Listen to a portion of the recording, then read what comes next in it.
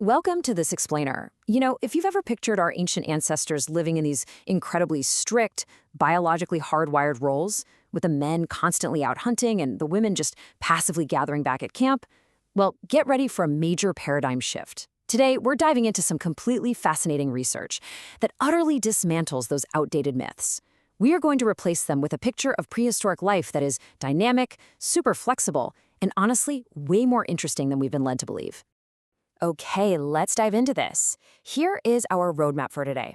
We'll kick things off with evolution and gender bias, then move right into busting the man-the-hunter myth. After that, we'll explore material culture and identity, look at something really cool called the baboon connection, and finally, we'll wrap up with quilling our evolutionary past. But hey, before we go any further, let's just pause and challenge our baseline assumptions for a second. Are gender roles biologically hardwired? Society so often tells us that our modern behaviors are just the inescapable result of millions of years of evolution. But is that actually what the scientific record shows? Let's find out. So to really answer that, we need to contrast two foundational frameworks. And don't worry, we're going to keep this completely jargon-free.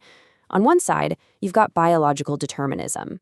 This is that traditional, rigid view that your complex social behaviors are basically fixed genetic destiny. It assumes biology strictly dictates your social role. But on the other side, we have gender archaeology. Now, this is a much more modern, fluid approach. It argues that physical attributes and learned behaviors aren't fixed at all. Instead, they're highly flexible, context-driven adaptations that are shaped by specific environments and social needs. It's really about seeing our ancestors as adaptable, creative problem solvers, rather than just biological robots. All right, let's jump right into Section 1, Evolution and Gender Bias. To figure out where this rigid thinking actually came from in the first place, we've got to go back to Charles Darwin's 1871 work on sexual selection. He introduced two distinct pathways. First, you have intrasexual selection, which is usually males competing with other males for mates. And then there's intersexual selection, where females choose their mates. Based on those observations, Darwin kind of just assumed that males were inherently more pugnacious and inventive, while females were naturally more passive.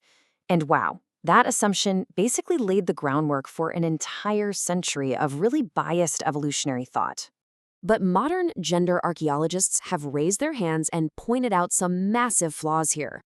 Early science suffered from a severe androcentric or male-centered bias. I mean, researchers essentially just took their own Victorian male-dominated society, projected it backward in time, and said, yep, that's completely natural. In doing so, they totally ignored behavioral plasticity. They traded the incredibly complex reality of the ancient world for a simplistic, rigid narrative that just fit their modern worldview. Moving on to Section 2, Busting Man-the-Hunter. Now, this is where the paradigm really shifts. The traditional model strongly argued for exclusive male hunting, just assuming that men drove absolutely all innovation while women literally stayed behind. But when you confront that with actual archaeological reality, the whole model completely collapses. Think about it.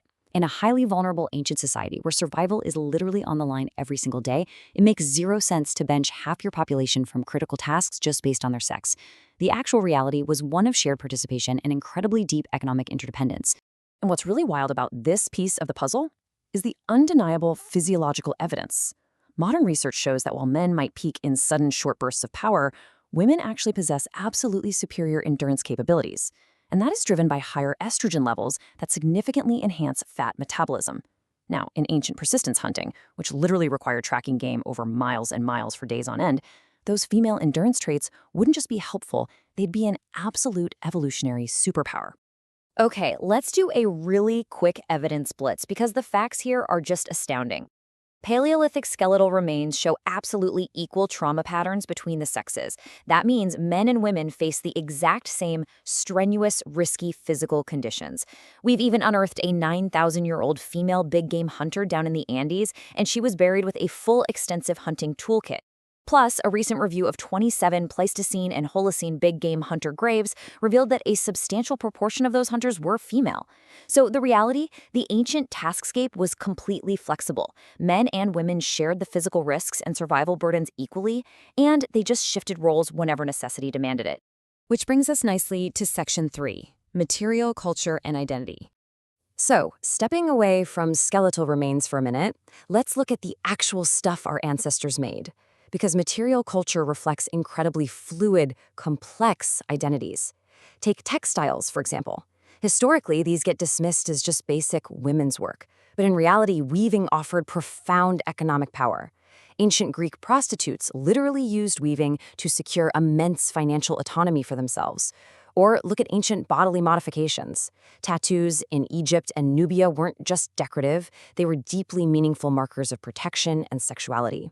These artifacts practically scream that ancient roles were nuanced and collaborative, not strictly partitioned by sex. All right, let's pivot to section 4, the baboon connection.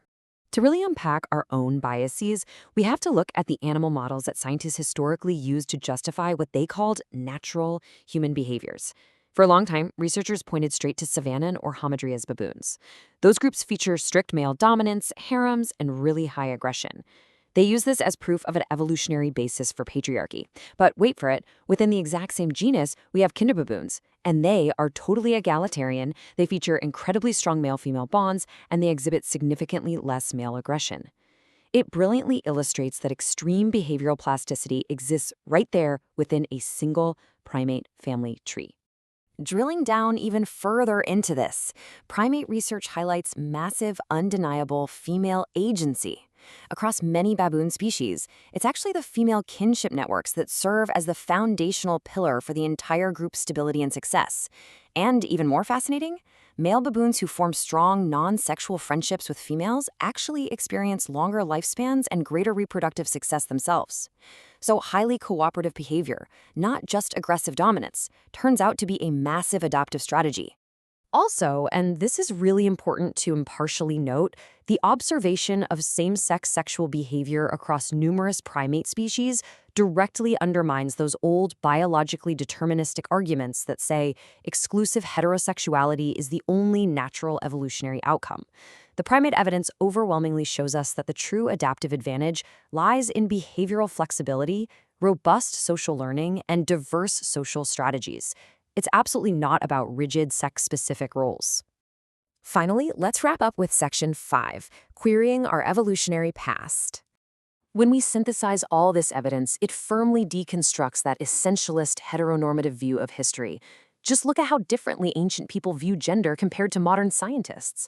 You've got Queen Hatshepsut of ancient Egypt, who fluidly adopted male iconography to consolidate immense political power while still retaining female grammar, completely subverting the binary. Now contrast that with the lovers of Valdaro, which are two ancient skeletons found locked in an embrace. Modern observers immediately assumed, without a second thought, that they were a heterosexual male-female couple, despite a total lack of bioarchaeological proof to confirm their sexes. We literally just project our modern biases straight onto ancient bones. But when we actually integrate the material evidence with the nuanced biology, we build a much more accurate, vibrant framework for understanding ourselves. Human evolution is deeply biocultural.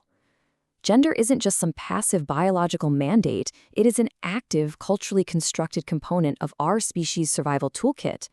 Our ability to fluidly change social structures, to share labor regardless of sex, and to adopt beautifully diverse identities, that was, and is, our greatest adaptation. There's a line directly from the research that I absolutely love, and it perfectly captures this whole paradigm shift. It says, this synthesis will not only challenge outdated paradigms, but also open new avenues to construct a more accurate and badass understanding of our deep past. And honestly, that is exactly what this is. It's a badass, evidence-based celebration of human resilience and diversity, and it completely frees us from the constraints of outdated scientific prejudices. So the absolutely crucial point here is this. We are not biologically destined to fit into neat, tidy, rigid little boxes. We literally never were. So I want to leave you with this final, provocative thought to ponder. If our greatest evolutionary advantage as a species has always been our behavioral plasticity, our ability to adapt and change, how does discarding these modern gender binaries change the way you view your own potential and the entire future of our society? Thank you so much for exploring this explainer with me, and definitely keep questioning the things you think you know.